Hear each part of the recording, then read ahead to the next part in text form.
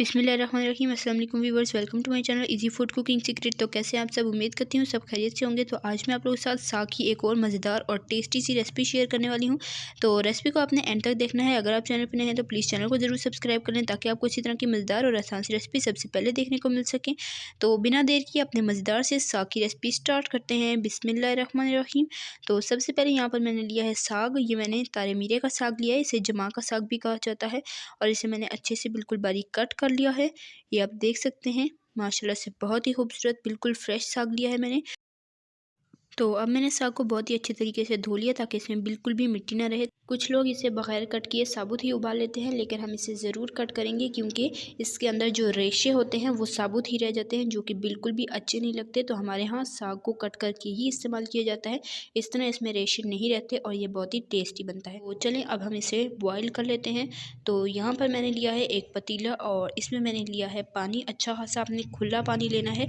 जितना खुले पानी में आप इसे उबालेंगे उतनी इसमें कड़वाहट नहीं बचेगी। कुछ लोग बहुत ही कम पानी में इसे उबालते हैं, तो उससे क्या होता है कि ये कड़वा रह जाता है। तो जितने खुले पानी में आप इसे उबालेंगे बगैर ढके तो ये बिल्कुल भी कड़वा नहीं बनेगा। तो आपने इस टिप को ज़रूर फॉलो करना है।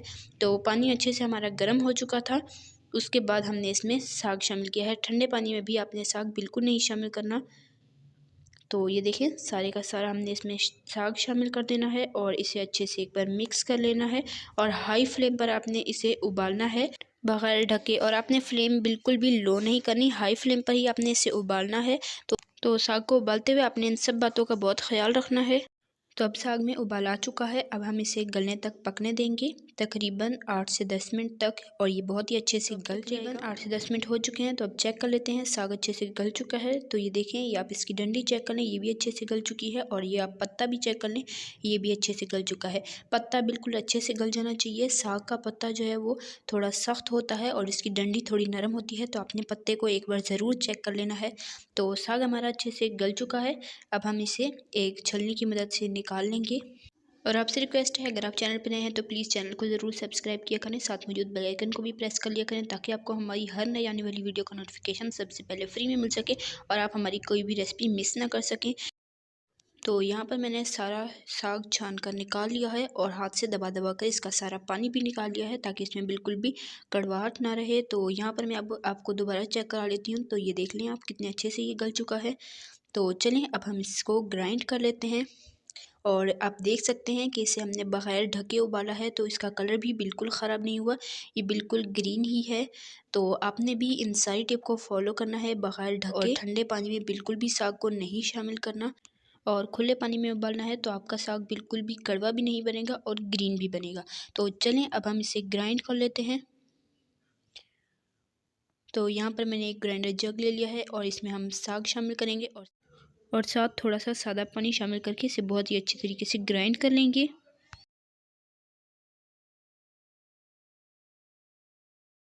साग हमारा बहुत ही अच्छे से ग्राइंड हो चुका है। अब इसे एक बाउल में निकाल लेंगे। और साग को ग्राइंड करते हुए थोड़ा थोड़ा आपने सादा पानी डालना है, बहुत ज़्यादा नहीं डालना वरना आपका साग बहुत पतला हो जाएगा। तो आगे चल के हमें इसमें लस्सी भी शामिल करनी है तो फिर हमारा साग बहुत ज़्यादा पतला हो जाएगा। तो इस बात का आपने ख्याल रखना है कि ग्राइंड करते हुए आपने कम पानी शामिल करना है ताकि बस अच्छे से ग्राइंड हो सके। तो ये आप देख लें, इस तरीके की इसकी कंसिस्टेंसी होनी चाहिए है। तो यहाँ पर हमारा साग अच्छे से ग्राइंड हो चुका है। अब हम लस्सी तैयार कर लेते हैं। तो लस्सी के लिए यहाँ पर मैंने लिया है एक ग्राइंडर जग। तो मैं इसमें शामिल करूँगी दही 1 कप और इसके साथ ही मैं इसमें शामिल करूँगी पानी हस्बे ज़रूरत शामिल करूँगी। आप अपनी मर्ज़ी के हिसाब से ले सकते हैं, आपको लस्सी जितनी चाहिए हो तो उस हिसाब से आप पानी ले लें। तो यहाँ पर मैंने इसमें पानी शामिल कर दिया है हस्बे ज़रूरत और इसे बहुत ही अच्छे से ग्राइंड कर लेंगे। तो अब मैंने इसे बहुत ही अच्छे से ग्राइंड कर लिया और हमारी बहुत ही अच्छे से लस्सी बनकर तैयार हो चुकी है। तो इस लस्सी में आपने नमक या कुछ भी शामिल नहीं करना, बस इसी तरीके से सादी सी हम लस्सी बनाएंगे और इसे एक बाउल में ट्रांसफ़र कर देंगे। और ये देख सकते हैं कि ये बहुत ही अच्छे से लस्सी बनकर तैयार हुई है। इसके ऊपर ये देखें इस तरीके से मक्खन आ रहा है। तो इसका मतलब है कि हमारी लस्सी बिल्कुल परफेक्ट बनकर तैयार हुई है। तो चलें अब इसे साइड पे रख देते हैं और अपनी रेसिपी की तरफ चलते हैं। तो यहाँ पर मैंने लिया है एक पैन और इसमें शामिल कर देंगे देसी घी। तो ये मैंने 2 टेबलस्पून देसी घी लिया है और इसे अच्छे से गर्म कर लेंगे। तो आप चाहें तो आप इसे ऑयल में भी बना सकते हैं, लेकिन घी में साग बहुत ही टेस्टी बनता है। मेरे कहने पर आप एक बार घी में साग बनाकर ज़रूर ट्राई कीजिएगा, बहुत ही टेस्टी बनकर तैयार होता है। तो घी अच्छे से गर्म हो चुका है। अब मैं इसमें शामिल करूँगी प्याज बिल्कुल बारीक चॉप करके, 1 अदद छोटे साइज़ की। तो ये तकरीबन 3 टेबलस्पून होगा। तो अब हमने हाई फ्लेम पर प्याज़ों को अच्छे से फ्राई कर लेना है जब तक इनका कलर चेंज नहीं हो जाता। अब प्याज़ों का कलर चेंज हो चुका है। अब मैं इसमें शामिल करूँगी पिसी हल्दी 1/4 टीस्पून और इसके साथ ही मैं इसमें शामिल करूँगी पिसी लाल मिर्चें 1/2 टीस्पून। लाल मिर्चें आप अपने जायके के हिसाब से कम या ज़्यादा कर सकते हैं। अगर आपको ज़्यादा तीखा पसंद हो तो आप ज़्यादा भी शामिल कर सकते हैं। तो साथ ही मैं इसमें 2 टेबलस्पून पानी डालूँगी और इसे बहुत ही अच्छे से भून लूँगी। और साथ ही इसमें शामिल कर देंगे नमक। नमक मैंने लिया है 1/2 टीस्पून। नमक आप अपने जायके के हिसाब से कम या ज़्यादा कर सकते हैं, जितना आपको पसंद हो। अब हम मसाले को बहुत ही अच्छे से भून लेंगे। तो मसाला हमारा बहुत ही अच्छे से भुना जा चुका है, ऑयल भी इसका अलग हो चुका है। अब मैं इसमें शामिल करूँगी ग्राइंड किया हुआ साग जो हमने तैयार करके रखा था। ये तकरीबन 2 कप है और ये मैं इसमें शामिल कर दूँगी और इसे बहुत ही अच्छे से मिक्स कर लूँगी। अब यहाँ पर एक बाउल लेंगे और इसमें पानी शामिल करेंगे 3 टेबलस्पून या हस्बे ज़रूरत। और साथ ही इसमें शामिल कर देंगे आटा। आटा मैंने लिया है 1.5 टेबलस्पून। आप कोई सा भी आटा ले सकते हैं और इसे बहुत ही अच्छे से मिक्स कर लेंगे। पानी आपने इतना लेना है कि हमारी स्मूथ सी स्लरी तैयार हो जाए। तो ये तैयार हो चुकी है। इसमें बिल्कुल भी लम्स नहीं रहने चाहिए, ये बिल्कुल इस तरीके से स्मूथ होनी चाहिए। तो यहाँ पर हमने साग को शामिल करने के बाद उसे 3 से 4 मिनट के लिए हाई फ्लेम पर अच्छे से पका लिया है।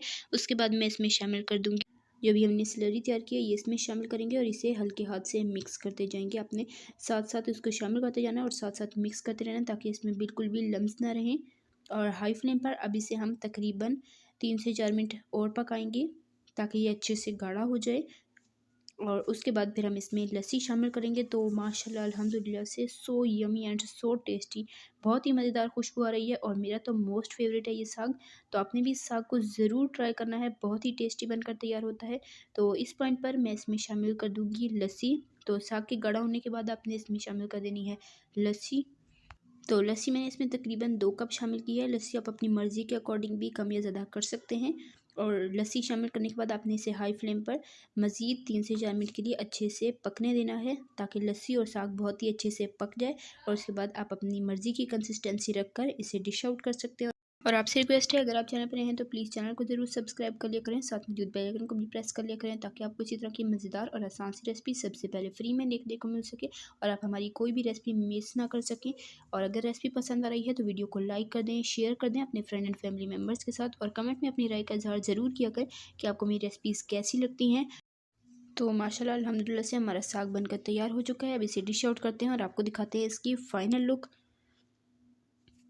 तो माशाल्लाह अल्हम्दुलिल्लाह से हमारा मज़ेदार सा साग तैयार हो चुका है। इसे मैंने डिश आउट कर लिया है और साथ ही हम इसके ऊपर देसी घी डालेंगे और इसे गर्मा गर्म सर्व करेंगे गर्मा गर्म पराठे के साथ। तो नाश्ते में तो ये साग बहुत ही टेस्टी लगता है। तो आपने इस रेसिपी को ज़रूर ट्राई करना है, बहुत ही आसान और झटपट बन जाने वाली रेसिपी है।